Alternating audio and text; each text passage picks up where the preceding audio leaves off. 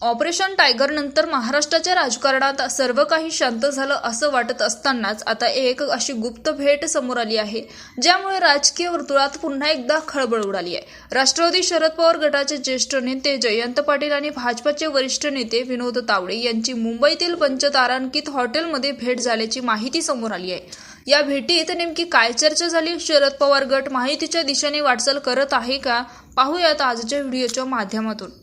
तर मित्रांनो, एकनाथ शिंदेंच्या ऑपरेशन टायगरमुळे महाराष्ट्राच्या राजकारणात उडालेली खळबळ शांत होत असतानाच आता राजकीय वर्तुळात आणखीन एक महत्त्वाची घडामोड घडण्याची शक्यता आहे। मुंबईतील एका पंचतारांकित हॉटेलमध्ये झालेल्या दोन बड्या नेत्यांच्या भेटीमुळे महाराष्ट्राच्या राजकारणात पुन्हा उलातापालत होण्याची चिन्ह आहे।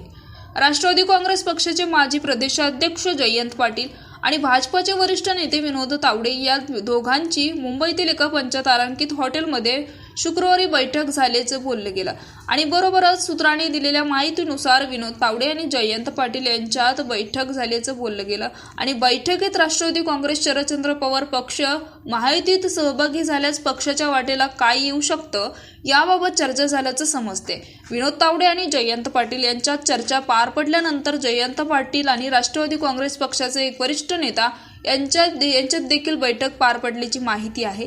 राष्ट्रवादी काँग्रेस शरदचंद्र पवार पक्षात सत्तेत येत असल्यास राष्ट्रवादी काँग्रेस पक्षाची नेमकी काय भूमिका असणार आणि याबाबत चर्चांना उधाण आलंय। विश्वसनीय सूत्रांनी माहिती दिली आहे। जयंत पाटील यांना संपर्क साधला असता त्यांनी विनोद तावडे यांच्याशी भेट झाल्याचं मान्य केलंय, मात्र बैठकीत अनौपचारिक चर्चा पार पडल्याची त्यांनी माहिती दिली आहे। अजित पवार हयात असताना दोन्ही राष्ट्रवादीच्या विलिनीकरणाची जोरदार चर्चा होती।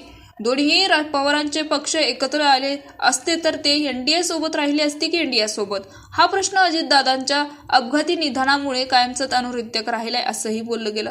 तर मित्रांनो, याविषयी तुमचं मत नक्कीच कमेंट बॉक्समध्ये कळवा आणि चॅनलला नक्कीच सबस्क्राईब करा। तूर्तास धन्यवाद। जय महाराष्ट्र।